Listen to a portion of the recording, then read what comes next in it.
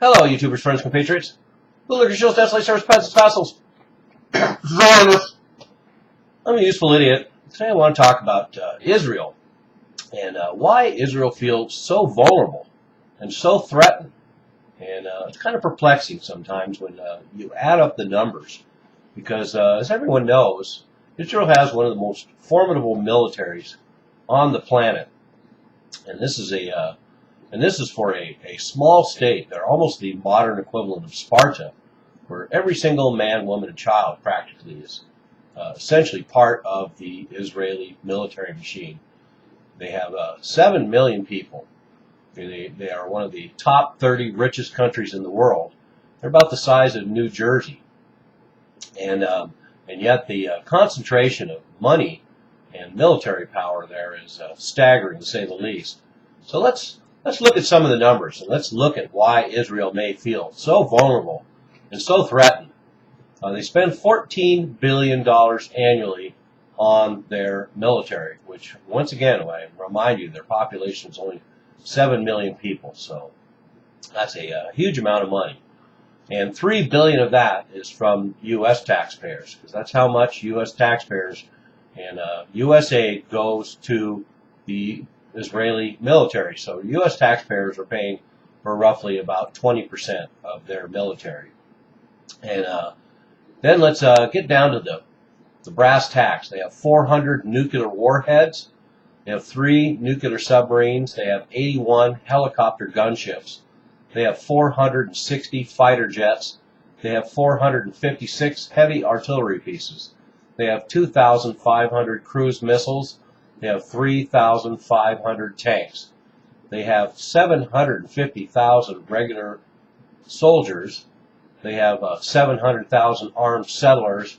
They have 100,000 police. They have 70,000 civil guard, and they have 1,200 Mossad agents. And then you add to that the Iron Dome missile defense system. And last but not least, you have intercontinental ballistic missiles, neutron bombs, tactical nukes, suitcase nukes, biological weapons, and chemical weapons. So, as we can see from this list, Israel is armed to the teeth. And so why they feel so vulnerable is quite interesting. And during the 1980s, they actually spent 24% of their GDP on the military. And now they average about $15 billion a year. And Israel is even involved with the F-35, the F-35 fighter jet program in the United States, which has been faltering because the military doesn't really want it anymore. It's incredibly expensive, but the work is spread out over most of the United States, so all the states want their piece of this pie. So we're having a real problem with this program. But interestingly enough, with Israel, they are going to get 19 F-35 fighters, but the U.S. will pay for them. In fact, $4 billion. So the U.S. actually just buys those planes for them. So then we look at the fact, too, that Israel has the willingness to use their military. And unlike a lot of other countries in that area that Israel targets, Israel has actually struck out. The 1967 war was a preemptive war against Egypt. The 1981, they struck a nuclear reactor in Iraq and destroyed it with an airstrike. 1992, Israel struck a nuclear reactor site and destroyed it in Syria. In 2012, they struck a Sudan arms manufacturing site. And then, of course, there's all the numerous incursions and invasions into Lebanon and Gaza. And yet, Israel is the one that feels threatened and vulnerable. And I know people like to bring up the fact that Hezbollah and Hamas and all the rest have rained rockets down on Israel. But let me remind you that history will write the book about who are the good guys, who are the bad guys, who are the freedom fighters, and who are the oppressive government. And it will be interesting to see how this story is written.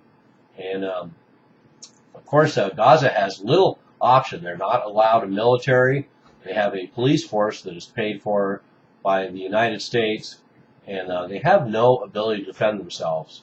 So when incidents occur, it's not really surprising that a lot of hot-headed young Hamas and other bad actors are raining rockets into Israel. To take that a step further, let me remind you too that most of the rocket attacks on Israel, with the Iron Dome system now, 80% of them were destroyed this last round.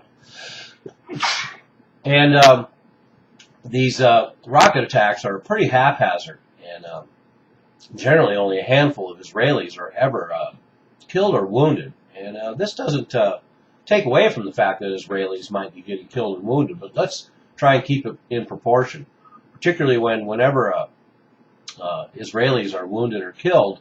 The Israeli military makes sure that the casualties inflicted on those around them are 10 times whatever casualties Israel. And that's officially documented for the last 20 years, that Israeli retaliation usually results in 10 times the casualties of anything inflicted on the Israelis. But to take out body counts and use that as a contest is not my point. My point being that just trying to get to the center and the axis by which Israel finds itself feeling so vulnerable and so threatened. For example, in the situation with Iran, why would Iran want to try and get themselves a bomb or two, and then somehow want to attack Israel, considering that retaliation would be guaranteed and all-encompassing? The entire country of Iran would be turned to glass.